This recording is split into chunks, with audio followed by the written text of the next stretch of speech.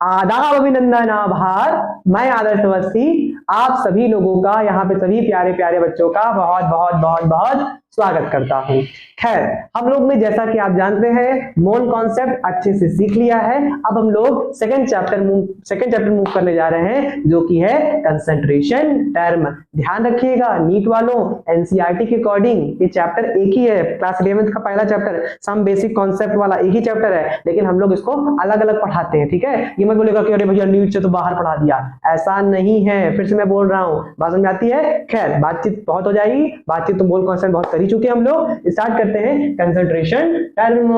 पहली चीज मन में दुविधा कि कंसंट्रेशन टर्म होती क्या है, कंसंट्रेशन टर्म होती क्या है। तो कंसंट्रेशन टर्म होने से पहले बेटा हम लोग ये डिस्कस करेंगे कि हमको जरूरत क्यों पड़ी। बात समझ आती है। तो हमको जरूरत इस प्रकार पड़ी, इसका रीजन क्या हुआ समझिए बात को।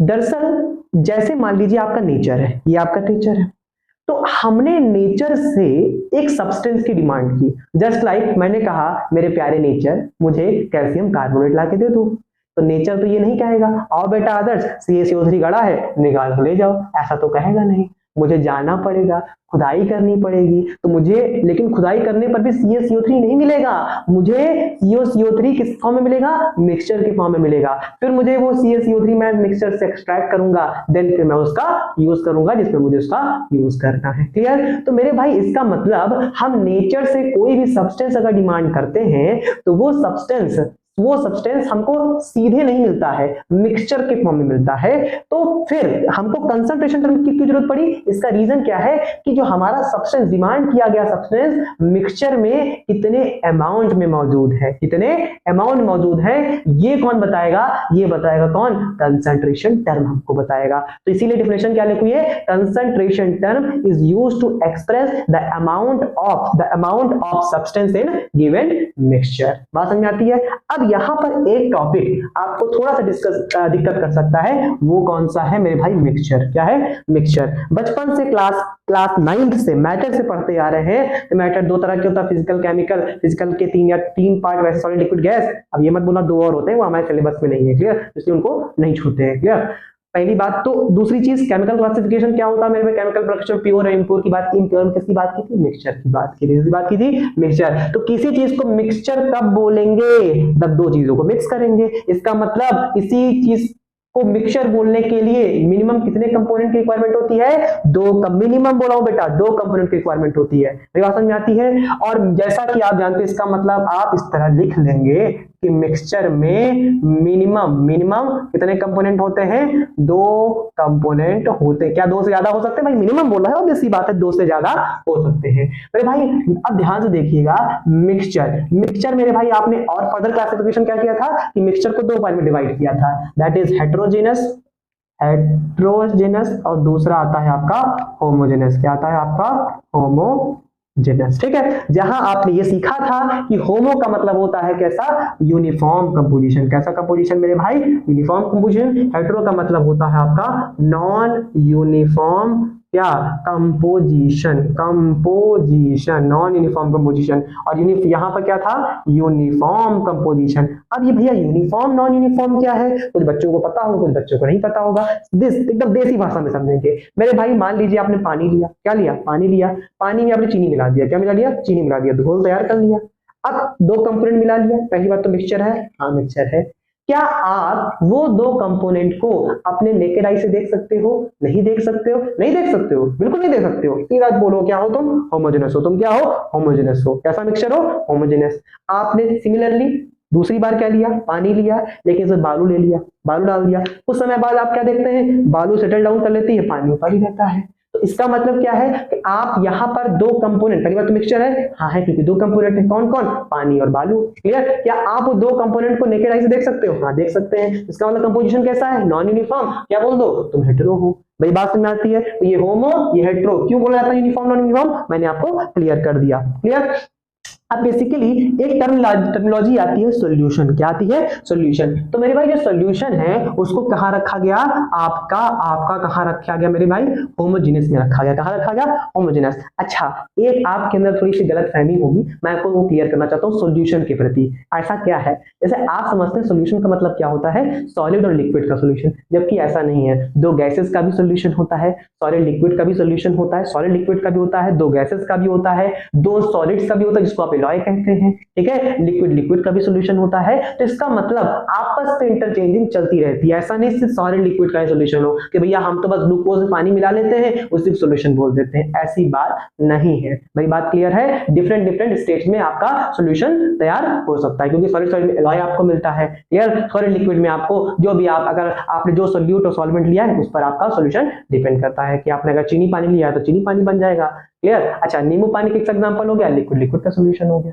मेरी बात समझ आती है? तो ये दिमाग थोड़ा सा आपकी साइकोलॉजी चेंज करनी पड़ेगी कि सॉल्यूशन में सिर्फ सॉलिड लिक्विड नहीं होता है, डिफरेंट स्टेट्स में एग्जिस्ट हो सकते हैं, ठीक है। डिफरेंट डिफरेंट स्टेट्स में इंटरचेंजिंग करके हम सॉल्यूशन को बना सकते हैं। तो ये मेरे भाई हो गया सॉल्यूशन। सॉल्यूशन क्या है? होमोजेनियस मिक्सचर है। बात समझ आती है? अच्छा, अब आपने कहा कि मिक्सचर को होने के लिए मिनिमम 2 कंपोनेंट जरूरत होती है। मैंने कहा हाँ बिल्कुल सही। क्या होमोजेनियस में भी 2 कंपोनेंट लगेंगे? बिल्कुल, मिनिमम 2 कंपोनेंट होने चाहिए। यहाँ भी 2 कंपोनेंट, यहाँ भी होने चाहिए। क्या सॉल्यूशन के लिए भी 2 कंपोनेंट होने चाहिए मिनिमम? हाँ, सॉल्यूशन के लिए भी, क्योंकि सॉल्यूशन किससे आ रहा है? होमोजेनियस से ही आ रहा है। तो इसका मतलब ध्यान रखिएगा कि इसमें अब कंपोनेंट के बेसिस पर हमने सॉल्यूशन को फर्दर और क्लासिफाई किया। क्लासिफाई करने का कैसे का मतलब है, ऐसे मान लीजिए आपके पास 2 कंपोनेंट्स हैं। क्या है मेरे भाई?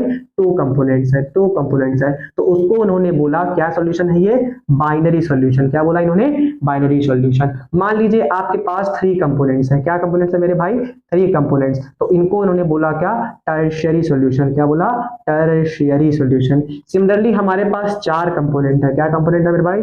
4 कंपोनेंट है, 4 कंपोनेंट्स है। तो उसको क्या बोलेंगे हम लोग? Quaternary solution. अब आपको मैं बता दूं, अपने जेईई और नीट सिलेबस में देखा जाए तो सिर्फ कौन कौन है आपका? सिर्फ और सिर्फ बाइनरी सॉल्यूशन को ही हमको स्टडी करना होगा, क्लियर। यही अपने जेईई सिलेबस में या नीट सिलेबस में प्रेजेंट है, ठीक है। अच्छा, ऑर्गेनिक सॉल्यूशन की बात करेंगे तो वहां पर भी हम बाइनरी की ही बात करेंगे, क्लियर। अब इसका मतलब हमारा अब जो मेन टॉपिक होगा वो मेन टॉपिक क्या होगा हमारा? Binary solution. क्या होगा मेरे भाई? Binary solution. अच्छा, सॉल्यूशन को हम लोग शॉर्ट फॉर्म में लिख रहे हैं, ठीक है। तो ज्यादा इशू मत क्रिएट करिएगा। जैसे अपन लोग रिएक्शन को शॉर्ट फॉर्म में नहीं लिखा करते थे, वो भी इसी तरह सॉल्यूशन को भी शॉर्ट फॉर्म में हम लोग लिख रहे हैं। Binary solution. तो बाइनरी सॉल्यूशन का मतलब क्या होता है मेरे भाई? जिसमें क्या हो? 2 कंपोनेंट्स हो। किसमें हो मेरे भाई? 2 कंपोनेंट्स का ही मिक्सचर हमारे सिलेबस में है, क्लियर। 2 कंपोनेंट्स की बात करें, जैसा कि आप लोग जानते हैं कुछ बच्चे, 2 कंपोनेंट्स कौन कौन होंगे? एक आपका सॉल्यूट होगा और दूसरा कौन होगा? सॉल्वेंट होगा। एक सॉल्यूट होगा, दूसरा क्या होगा मेरे भाई? सॉल्वेंट। अब एक सवाल, सॉल्यूट क्या मैंने बोला बेटा? क्या टर्मिनोलॉजी यूज की मैंने? सॉल्यूट। सॉल्यूट की जब हम बात करते हैं तो आपके मन में बनता रहता है कि विच, या मैं बोलूं सिंपल भाषा में बोलूं लेस अमाउंट। क्या होता है? Less amount. जो लेस अमाउंट में होता है उसको क्या बोलते हो आप? सॉल्यूट। और जो मोर अमाउंट में होता है उसको क्या बोलते हो आप लोग? सॉल्वेंट। इसको क्या बोलते हो आप? More amount. यही तो बोला करते हो, क्लियर। बात समझ आती है? ये लेस अमाउंट, ये मोर अमाउंट, जिसको आप लोग क्या बोलते हो? सॉल्वेंट बोलते हो। इसी तरह से सॉल्यूट और सॉल्वेंट को डिफाइन करते हो। लेकिन एग्जांपल, मैं आपको एग्जांपल देता हूं, मतलब जो लेस अमाउंट होगा उसको सॉल्यूट बोलोगे, मोर अमाउंट बोलोगे सॉल्वेंट। मैं आपको कोई एग्जांपल दे रहा हूं, आपको बताना है कि कौन सॉल्यूट है कौन सॉल्वेंट है। मैंने लिया 50 ग्राम C6H12O6 ग्लूकोज लिया, ठीक है, और लिया मैंने 50 ग्राम H2O लिया। 50 ग्राम ग्लूकोज लिया, 50 ग्राम क्या लिया? वाटर लिया। अब बताओ कौन सॉल्यूट कौन सॉल्वेंट? बताओ कमेंट सेक्शन, बताओ कमेंट सेक्शन में, कमेंट ऑन है, कमेंट में बताओ कि 50 ग्राम ग्लूकोज 50 ग्राम वाटर में कौन सॉल्यूट कौन सॉल्वेंट है? बता मेरे भाई बता। आप कहोगे भैया आप कैसे बताएं, अब इसमें कौन ज्यादा कौन कम, हम तो पता ही नहीं लगा पाएंगे। लेकिन क्लास में 3 तरह के लोग होते हैं। कौन कौन? एक आगे जो बैठते हैं वो टॉपर कहलाते हैं, जो बीच में बैठते हैं वो कौन कहलाते हैं? एवरेज स्टूडेंट कहलाते हैं, और जो लास्ट में बैठते हैं उनकी अलग ही टोली चलती है, उनको बैक बेंचर कहा जाता है। अब देखना कौन जवाब देता है। जब मैंने क्लास में क्वेश्चन पूछा बच्चे तो फंस गए, क्योंकि मैंने अमाउंट तो सेम कर दी, लेकिन जो आगे वाले से जो टॉपर होते हैं उन्होंने बोला सर हम बताएंगे। मैंने कहा बता बेटा। तो उसमें से एक खड़ा हुआ चिंटू। कौन खड़ा हुआ? चिंटू। चिंटू खड़ा हुआ, कहा सर, मैंने कहा आपने मास सेम कर दिया। मैंने कहा हाँ मास सेम कर दिया, आपने हमको फंसा दिया, यही सोच रहे हैं आप? मैंने कहा हाँ फंसाने की तो सोचे, कहे हम टॉपर हैं, हम आगे बैठते हैं, लेकिन हम इसका आंसर कर देंगे। मैंने कहा ऐसे? क्या सर आपने अमाउंट बोला? मैंने कहा हाँ आपने मोल कॉन्सेप्ट सिखाया था। अमाउंट बोलने का मतलब क्या है? जब हम अमाउंट की बात करते हैं तो मास के टर्म्स में बोल सकते हैं और मोल्स के टर्म्स में बोल सकते हैं। तो अगर मोल्स की टर्म में निकालेंगे तो ये ज्यादा अमाउंट में, ये कम अमाउंट पे, किसके अकॉर्डिंग? मोल्स के टर्म से जवाब देंगे। तो हेंस प्रूव मोल्स के टर्म में, मोल्स भी अमाउंट है, उसके टर्म से बोले तो ये आपका सॉल्वेंट हो गया, ये सोल्यूट हो गया। मैंने कहा वाह बेटा बहुत सुंदर। अब इसी तरह मैंने लेकिन क्वेश्चन चेंज कर दिया। मैंने कहा ठीक है, अच्छा मैं भी चुप हो गया भाई, आंसर मिल गया। मैं सोचा था कि मैं तेज बन जाऊंगा, लेकिन ऐसा नहीं, बच्चे भी तेज होते। मैंने कहा चल बता बेटा। अच्छा बोला।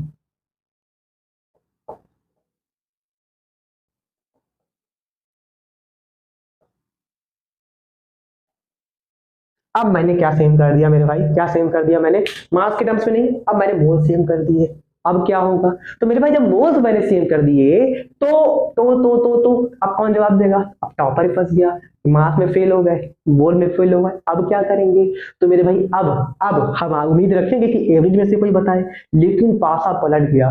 पीछे से एक लौंडा खड़ा हुआ। कौन खड़ा हुआ? एक लौंडा खड़ा हुआ। कहा सर मैं दूंगा आंसर। भाई मैं सरप्राइज हो गया कि ये कैसे आंसर दे सकता है। सर क्या हमको चूतिया समझ के रखे हैं क्या? हम पीछे बैठे हमको कुछ नहीं आता है? अरे सर देखिए ये वही वाले लोग हैं जो ठुकरा के मेरा प्यार इंतकाम तू देखेगी, वही वाले लोग हैं। मतलब वो हमको बता रहा है कि हम वही वाले लोग हैं जो आप सोच रहे हैं, ठीक है? बड़े वाले नहीं, वही वाले लोग, ठीक है? तो उन्होंने क्या बोला कि उसने जवाब बहुत पढ़ दिया। कहा सर मैंने पढ़ रखा है। मैंने कहा तुमने पढ़ा है? कहा हाँ सर पढ़ा है, तभी तो कॉन्फिडेंस के साथ बोलना है। खूब कॉन्फिडेंस है मैडम, खूब कॉन्फिडेंस है। तो अब देखिए क्या कॉन्फिडेंस बोला। कहा सर हमने पढ़ रखा है कि जो सॉल्यूशन का स्टेट होता है वही सॉल्वेंट का स्टेट होता है।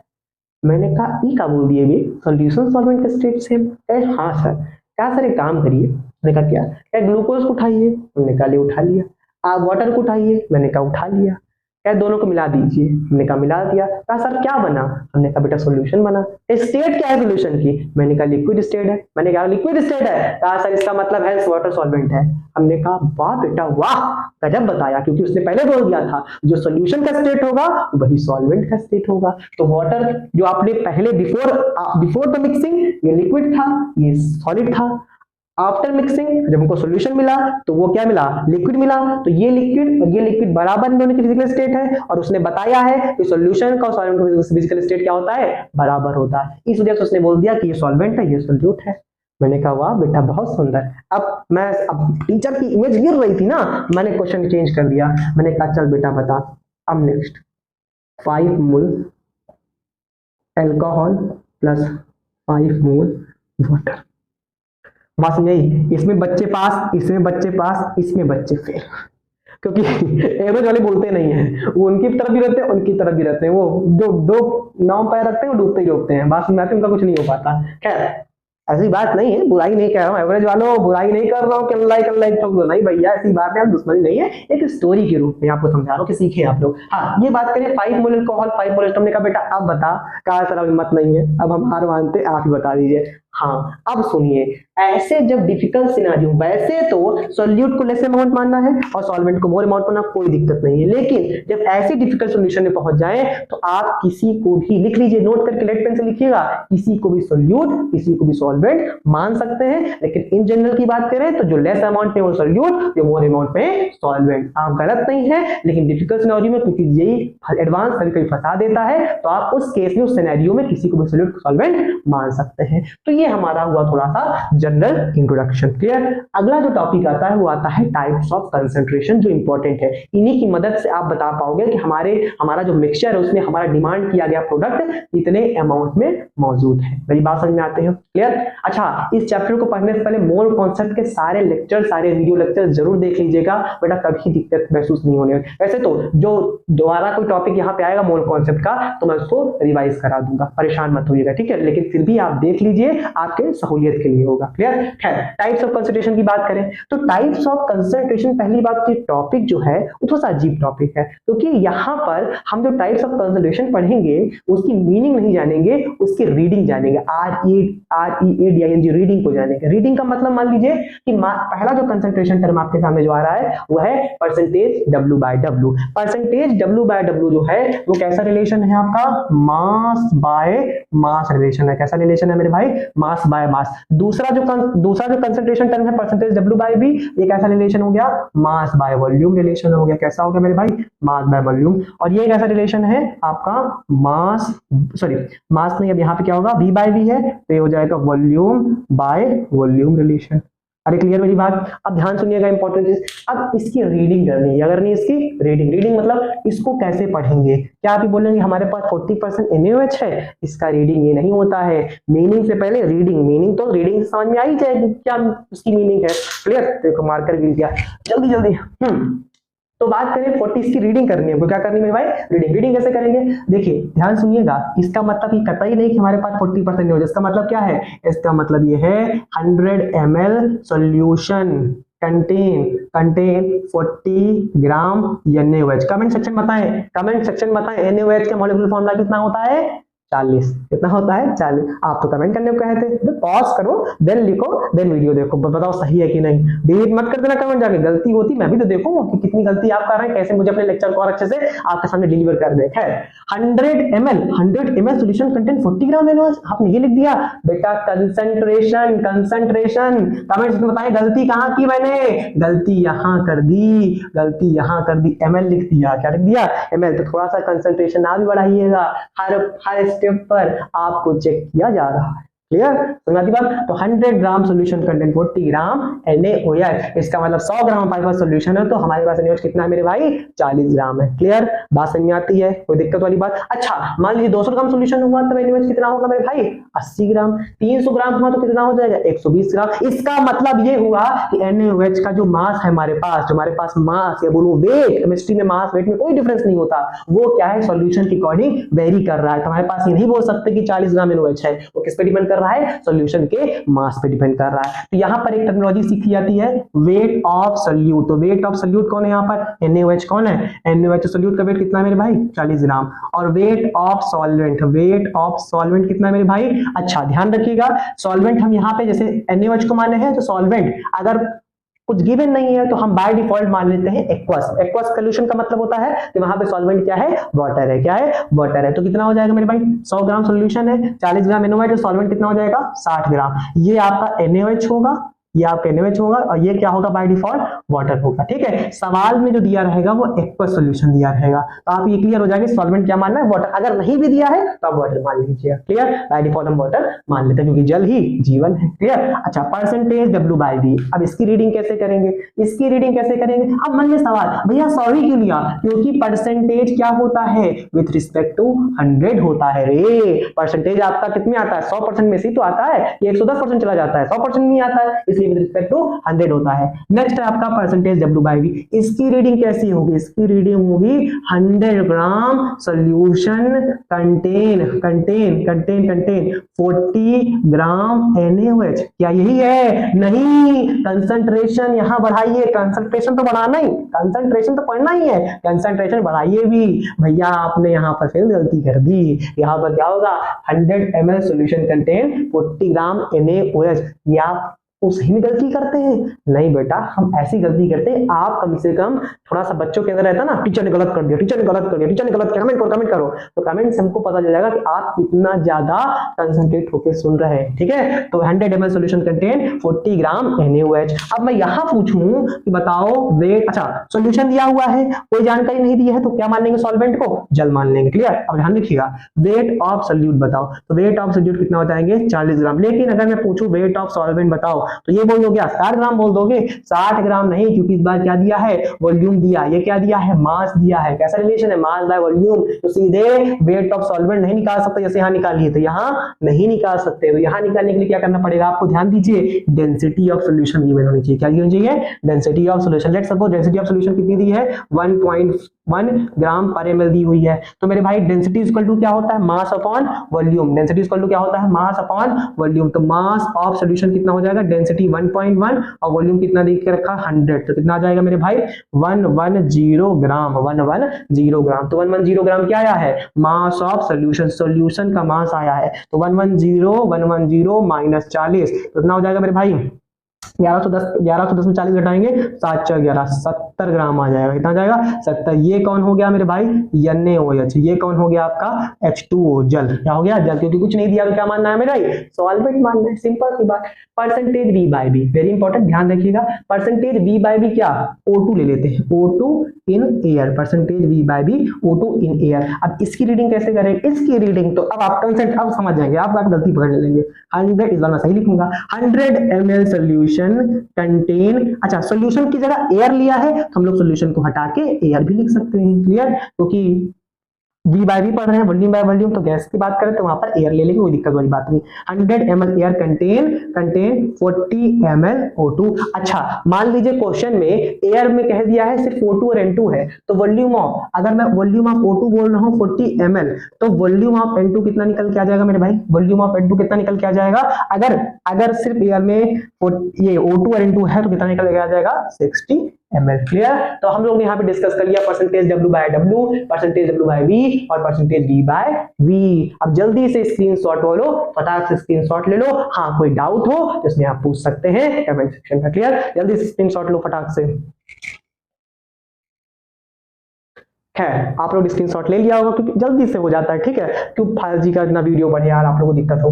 खैर अब करते हैं हम लोग फटाक से, अभी 3 कंसंट्रेशन टर्म में और बाकी है, जल्दी जल्दी जल्दी जल्दी जल्दी, क्योंकि दरअसल बेटा समय का हम लोग देखिए, आप लोग के अंदर कंसंट्रेशन पावर राइट साइकोलॉजी कहती है 30 से 40 मिनट का होता है। इसी वजह से हम लोग का प्लान है कि वीडियो की जो ड्यूरेशन रहे वो कम रहे, जिससे आपकी कंसंट्रेशन पावर भी क्या रहे, थोड़ी सी बढ़िया ही रहे, क्लियर। चलिए अगला जो हमारा कंसंट्रेशन टर्म आने वाला है वो आने वाला है कौन सा मेरे भाई, अगला कौन सा रहेगा, चौथा रहेगा ना। चौथा हमारा कंसंट्रेशन हमारा है ग्राम पर लीटर, क्या है, ग्राम पर लीटर। इसकी भी रीडिंग देखेंगे, सवाल में कैसे आएगा, 40 ग्राम पर लीटर NaOH। पहली बात तो ग्राम पर लीटर है, एक मास है एक वॉल्यूम है, एक मास है, कैसा रिलेशन हो गया मेरे भाई, मास बाय वॉल्यूम रिलेशन। कैसा रिलेशन हो गया, मास बाय वॉल्यूम। इसका मतलब वो किससे मैच कर रहा था, यहाँ पर कौन था, V बाय V, ऊपर कौन था, परसेंटेज W बाय V था, उससे कुछ मैच कर रहा है। अब ध्यान रखिएगा क्या डिफरेंस है दोनों में, क्या डिफरेंस है, ध्यान रखिएगा। इसकी रीडिंग कैसी होगी, 1000 ml सॉल्यूशन कंटेन, ध्यान रखिए 1000 ml solution contain 40 gram NaOH, clear. Mass by volume, अच्छा मास बाय वॉल्यूम अगर मैं पूछूं यहाँ पर हमको सॉल्वेंट का मास निकालना है, फिर से वही बात, डेंसिटी गिवन होनी चाहिए, डेंसिटी ऑफ सॉल्यूशन गिवन है, वॉल्यूम ऑफ सॉल्यूशन गिवन है, जिससे हम लोग मास सॉल्यूशन निकाल लेंगे। मास सॉल्यूशन को आप सॉल्यूट के मास से घटा के सॉल्वेंट निकाल सकते हैं, उसका कोई इशू नहीं, वो क्लियर है आपको। एक सवाल मैं पूछ सकता हूँ कि ग्राम पर लीटर और परसेंटेज W बाय V में रिलेशन क्या है। रिलेशन ये है कि मेरे भाई यहाँ पे बोल रहा है कि 1000 ml में कितना ग्राम है भाई, 40 ग्राम है, तो 1 ml में कितना होगा, 1 ml में कितना होगा, 1 ml में कितना होगा, 40/1000 ग्राम हो जाएगा। तो मेरे भाई 100 ml में कितना होगा, तो 40/1000 इंटू 100, ये से कट गया, ये से कट गया, इससे कट गया, कितना है मेरे भाई, 4% W बाय V, क्या 4% W बाय V। इसका मतलब ये है कि 40 ग्राम पर लीटर NaOH है, तब परसेंटेज W बाय V कितना होगा, 4% W बाय V होगा, क्लियर। तो एक तरह से यहाँ पे जनरल पॉइंट की डिस्कस कर, जनरल पॉइंट हम लोग डिस्कस करते हैं। जनरल पॉइंट ये है कि ग्राम पर लीटर, सवाल सुनिएगा, ग्राम पर लीटर कितने टाइम्स ज्यादा है, परसेंटेज W/V से, परसेंटेज W/V से कितना परसेंट यहाँ फिलअप है, यहाँ पे फिलअप है, बताना है फटाक से मेरे भाई। वो परसेंटेज W/V परसेंटेज हुआ करता था विद रिस्पेक्ट टू 100 हो रहा है, ये विद रिस्पेक्ट टू 1000 हो रहा है, कितने का डिफरेंस जा रहा है, 10 टाइम्स का जा रहा है। कितने टाइम का जा रहा है, 10 टाइम्स। तो यहाँ क्या भरा जाएगा, 10 टाइम्स। ग्राम पर लीटर परसेंटेज W/V से कितना ज्यादा है, 10 टाइम्स ज्यादा है। क्लियर। तो ये हमने ग्राम पर लीटर डिस्कस कर लिया। अगला जो कंसंट्रेशन टर्म आता है थोड़ा सा दिक्कत करता है बच्चों को, दैट इज ppm। क्या है, ppm का फुल फॉर्म क्या होता है, पार्ट्स पर मिलियन। अच्छा एक चीज ध्यान रखिएगा, पार्ट्स पर मिलियन होता है, पार्ट्स पर बिलियन होता है। तो पार्ट्स पर बिलियन, पार्ट्स पर मिलियन दोनों ही थोड़ी सी अंतर है, क्योंकि वहां पे यहाँ पर रिफरेंस कुछ और होगा, वहां पर रिफरेंस कुछ और होगा। तो पार्ट्स पर मिलियन मैं सॉल्व करूंगा, पार्ट्स पर बिलियन आपको करना पड़ेगा। क्लियर। बाकी पूरी सेम कहानी चलेगी, बस रेफरेंस में चेंज होगा। क्लियर। अच्छा ppm की बात करते हैं, सॉलिड लिक्विड की अलग बात करते हैं, गैसियस मिक्सचर की अलग बात करते हैं। ध्यान दीजिए, for solid oblique liquid mixture के लिए अलग होता है ये ppm, ठीक है, ध्यान रखिएगा। ये केस 1, इसमें 2 केस बनते हैं। क्लियर। अब इसका मतलब यहाँ पे रीडिंग आएगी, हाँ यहाँ पे रीडिंग आएगी, कैसी आएगी, 200 ppm CaCO3। इसको कैसे रीड करेंगे हम लोग, इसको रीड कैसे करेंगे, तो मेरे भाई इसका रेफरेंस पॉइंट, जैसे ग्राम पर लीटर रेफरेंस क्या होता है, कितना 1000 लिया था, और W/V को क्या लिया था, 1000 लिया था। यहाँ किसको रेफरेंस लेंगे ppm में, 10 की पावर 6 ग्राम सॉल्यूशन कंटेन 200 ग्राम CaCO3। 10 की पावर 6 ग्राम सॉल्यूशन कंटेन 200 ग्राम CaCO3। अच्छा ये रिलेशन कैसा हुआ, ये जो रिलेशन है सॉलिड लिक्विड में कैसा रिलेशन है, मास बाय मास। कैसा रिलेशन है, मास बाय मास। इसका मतलब ये है कि यहाँ पर सॉल्वेंट का मास आसानी से आ सकता है। क्लियर। अच्छा अगर मान लीजिए आपको वॉल्यूम निकालना है, वॉल्यूम ऑफ सॉल्यूशन निकालना है, तो यहाँ पर डेंसिटी गिवन होनी चाहिए। मतलब मास बाय वॉल्यूम में जाना है तो डेंसिटी गिवन होनी चाहिए, मास बाय वॉल्यूम से मास बाय जाना है तो भी डेंसिटी गिवन होनी चाहिए, किसकी, सॉल्यूशन की। मेरी बात समझ में आती है। तो ये आपका हो गया क्या, फॉर सॉलिड लिक्विड मिक्सचर के लिए। अच्छा केस टू हम लोग डिस्कस करेंगे। केस 2 में क्या डिस्कस कर रहे हैं, for gaseous mixture, for gaseous थोड़ी सी राइटिंग माशाल्लाह है मेरी, और थोड़ा सा आप लोगों को सहना पड़ेगा। क्लियर। ऑफलाइन जो चलता है ना वो लोग और सहते हैं, क्या बताएं, उसमें और गंदी लिखना पड़ता है। यहाँ पर टीम के द्वारा कहा जाता है कि राइटिंग अच्छी बनेगी, ठीक है। टीम जो एडिटिंग टीम है हमारी, उनके द्वारा कहा जाता है कि राइटिंग सुंदर करिएगा। ठीक है। तो उन्हीं के दबाव में हमको करना पड़ता है, नहीं तो राइटिंग तो गजब है भाई। 200 ppm CO2, इसको कैसे रीड करेंगे मेरे भाई, इसको कैसे रीड करना है, 10 की power 6 ml air contain 200 ml CO2। Clear, बात समझ आती है। अच्छा पार्ट्स पर बिलियन के लिए क्या करेंगे, कुछ नहीं करेंगे, 10 की पावर जहां 6 लिया है वहां 10 की पावर क्या ले लेंगे, 9 ले लेंगे, और कुछ नहीं करना है बेटा। क्लियर। तो 10 की पावर 6 आपका पार्ट्स पर मिलियन हो गया। अगर पार्ट्स पर बिलियन आ जाता है तो 10 की पावर क्या करना पड़ेगा, 6। अच्छा एक चीज देखिए, कुछ नहीं कंसंट्रेशन टर्म, नॉर्मल क्या है हम लोग लगा रहे हैं, यूनिटरी मेथड लगा रहे हैं। क्या लगा रहे हैं हम लोग, नॉर्मल यूनिटरी मेथड लगा रहे हैं। मेरी बात समझ में आती है। चलिए हमने ग्राम पर लीटर डिस्कस कर लिया, हमने ppm डिस्कस कर लिया। अगला very important, very very very important जो आने वाला है आपके सामने, वो है आपका क्या क्या क्या क्या क्या वो है आपका नेक्स्ट। वैसे तो मैं इसके लिए रेड मार्कर भी यूज कर रहा हूं, चलिए इसलिए बहुत इंपॉर्टेंट हो जाता है। वो क्या है आपका, मोलैरिटी। वो क्या है मेरे भाई, मोलैरिटी। मोलैरिटी को रिप्रेजेंट कैसे करते हैं, कैपिटल M से रिप्रेजेंट करते हैं। पहली चीज, एक होता है मोलैरिटी, एक होता है नॉर्मेलिटी, एक होता है फॉर्मेलिटी। मेरे भाई नॉर्मेलिटी अभी नहीं देखेंगे, जब रिडॉक्स इक्विवेलेंट पढ़ लेंगे उसके बाद हम लोग देखेंगे, क्योंकि वहां पे एन फैक्टर का यूज आता है। क्लियर। दूसरी चीज फॉर्मेलिटी। फॉर्मेलिटी समझिए, एक होता है मोलैरिटी, एक होता है फॉर्मेलिटी। इनके बीच में डिफरेंस क्या होता है, दरअसल मोलैरिटी डिफाइन होती है मॉलिक्यूल्स मतलब कोवेलेंट कंपाउंड की डिफाइन होती है, फॉर्मेलिटी डिफाइन होती है आयनिक कंपाउंड के लिए। और मैंने आपको मोल कॉन्सेप्ट बता रखा है कि फॉर्मूला यूनिट और मॉलिक्यूल में क्या डिफरेंस होता है, वहां जाके एक बार देख लीजिएगा, फर्स्ट लेक्चर में ही मैंने आपको सिखाया। क्लियर, बात समझ आती है। खैर मोलैरिटी, मोलैरिटी में कैसी चीजें आएंगी लिखने को, कैसे चीजें लिखनी आएंगी मेरे भाई, आएंगी आपके सामने 2MnAOH। क्या लिख आएंगी, 2MnAOH। इसका मतलब रीडिंग कैसे करेंगी, इसकी रीडिंग करेंगे कैसे, 1000 ml, बोलो 1000 ml सॉल्यूशन। मेरी बात ध्यान रखिए, solution contain 2 mole of NaOH, 2 mole of NaOH। अच्छा 2 मोल गिवन है तो मास निकल आएगा। क्या आप मास ऑफ सोल्यूट निकाल लोगे? कितना 40 ग्राम होता है, 1 मोल का 40 ग्राम, तो 2 मोल का कितना हो जाएगा मेरे भाई? कितना हो जाएगा? 80 ग्राम। तो ये क्या दिया है, ध्यान रखिएगा, मास दे के रखा है, ये क्या दे के रखा है? वॉल्यूम। तो मोलैरिटी कैसा रिलेशन हुआ? मोलैरिटी कैसा रिलेशन हुआ मेरे भाई? मास बाय वॉल्यूम रिलेशन हुआ। कैसा रिलेशन हुआ?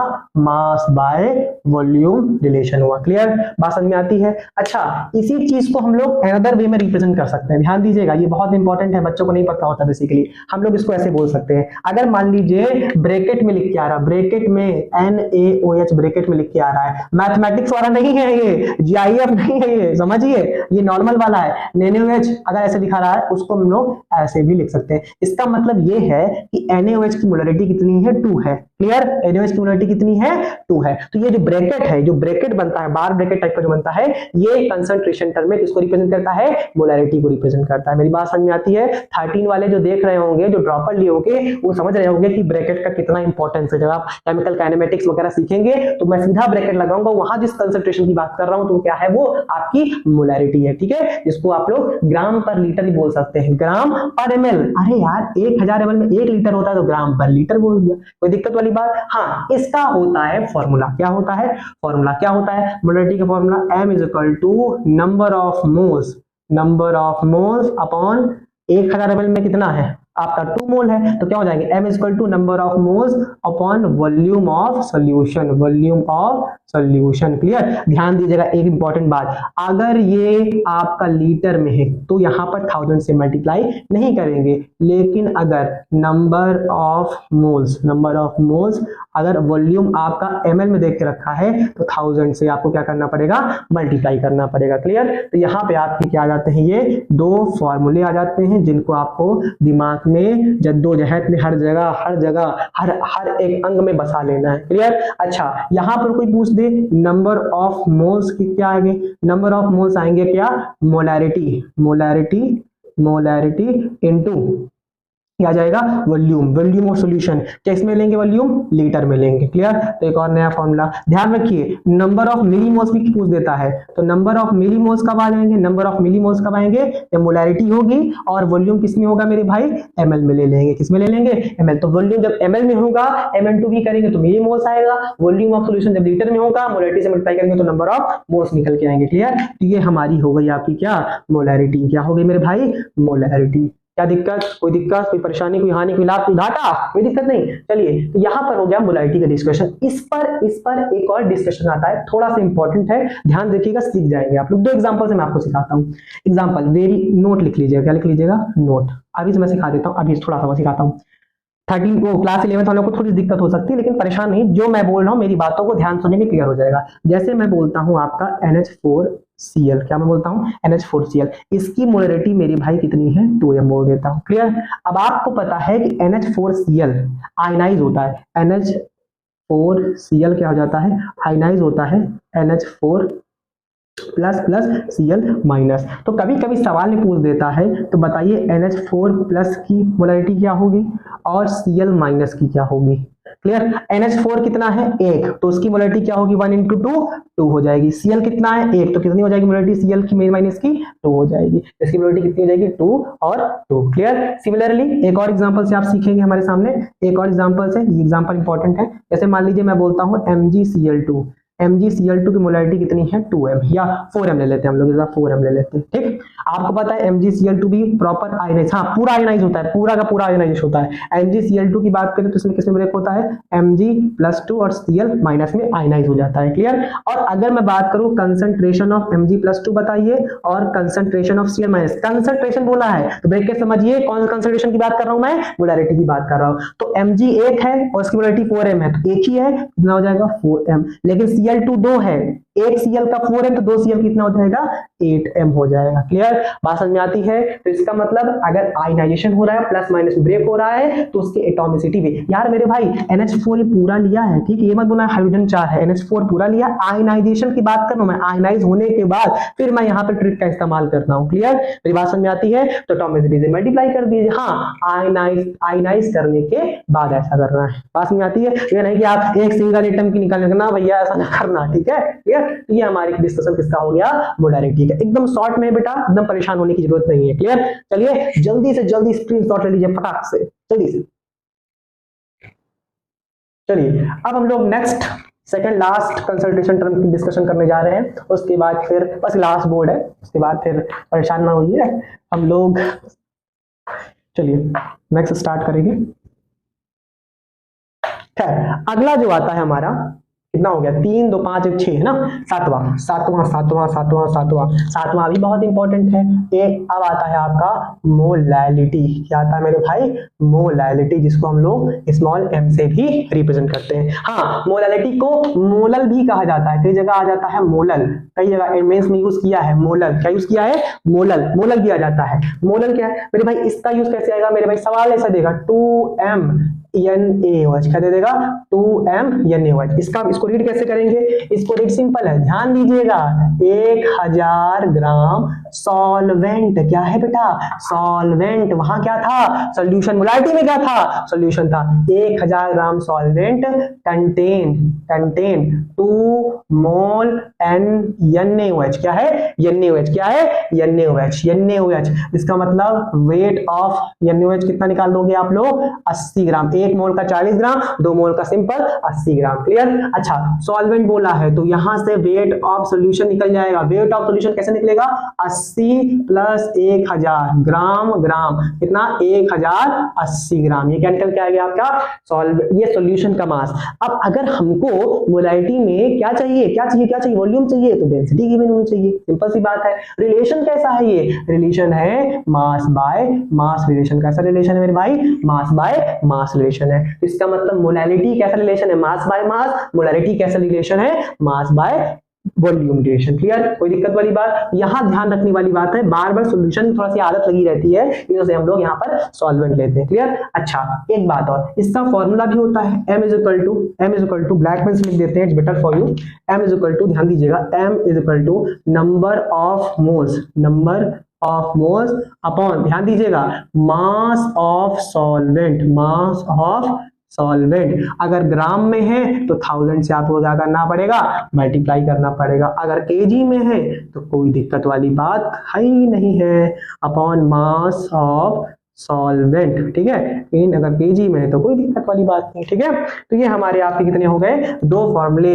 ठीक है, टोटल फॉर्मूले कितने मैंने लिखा दिया, टोटल फॉर्मूले भाई मोलैरिटी का फॉर्मूला है। नीचे जो नंबर ऑफ मोल्स है वो तो आपस में इंटरचेंज वाले हैं, वो आप सीख जाएंगे, उसमें कोई इशू नहीं है। तो हमने यहाँ पर मोलैरिटी का भी डिस्कशन कर लिया। हाँ, मोलल बोलता है तो मोलल का मतलब भी क्या है, मोलैरिटी। बहुत बार यही मैंने यूज किया है मेरे भाई। क्लियर? तो वहां पर मोलल यूज आया है। क्लियर?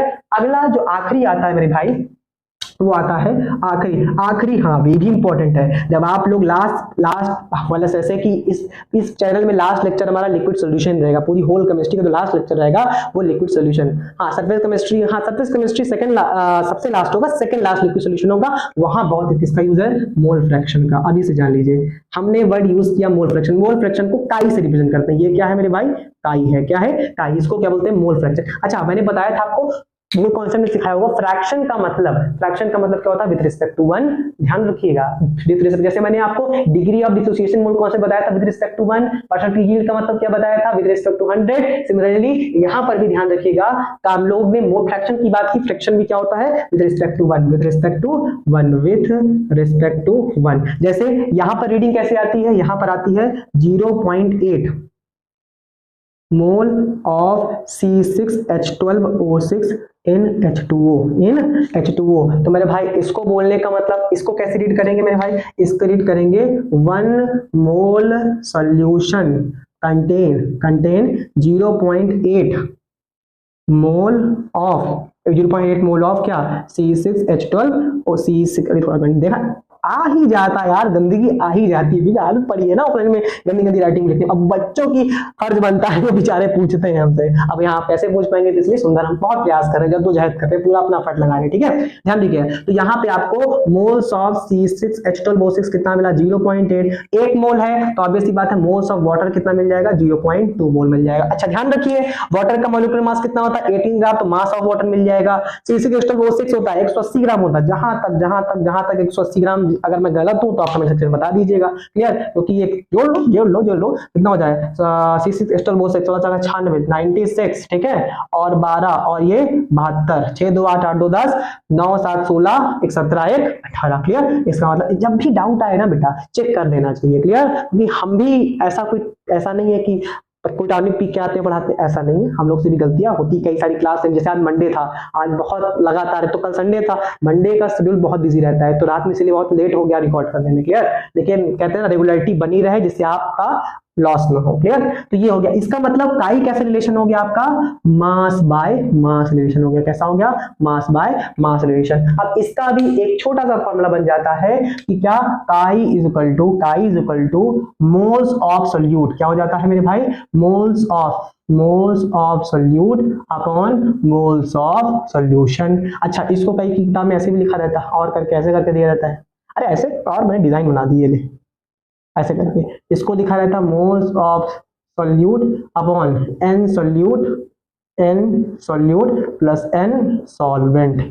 क्लियर है, ये आपके फॉर्मूले किसके हो गए, आपके मोल फ्रैक्शन के। किसके हो गए, मोल फ्रैक्शन का फॉर्मूला। क्लियर, तो हम लोगों ने बेसिकली अगर देखा है कितने फॉर्मूले सीखे, मोलारिटी क्या सीखा, याद करिए, molarity is equal to number of moles upon volume अगर एमएल में हो तो मल्टीप्लाई बाय 1000। इसका और दूसरा फॉर्मूला मोलारिटी ध्यान रखिएगा, मोलारिटी में सॉल्वेंट रेफरेंस लेते हैं, किसका रेफरेंस, सॉल्यूशन नहीं सॉल्वेंट लेते हैं, याद कर लीजिएगा। तीसरी फॉर्मूला क्या होता है मोलारिटी का, क्या होता है फॉर्मूला, क्या होता है, नंबर ऑफ मोल्स किसके, सोल्यूट के अपॉन किसके moles, number of moles of solute.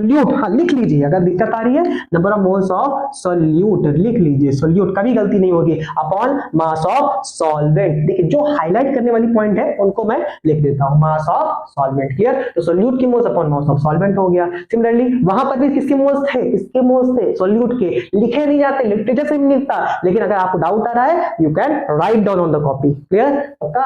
Flow fraction का फॉर्मूला क्या होगा, सोल्यूट के मोल अपॉन सॉल्यूशन के मोल। क्लियर, अब यहां पर क्यों हाईलाइट कर दिया, क्योंकि यहां पर मोल दोनों के मोल गिवन है, इसलिए यहां कौन सा लिखे, तो सोल्यूट के मोल लिखे। ठीक है, कभी भी डाउट आए लिख लीजिए, क्योंकि आप जेईई की तैयारी कर रहे हैं, बहुत बड़े एग्जाम की तैयारी कर रहे हैं बेटा, ईमानदार ऑनेस्टी के साथ नोट्स बनाएं, करंट पुट बनाएं और सीखें। चलिए खैर, स्क्रीनशॉट वालों स्क्रीनशॉट ले लो फटाक से।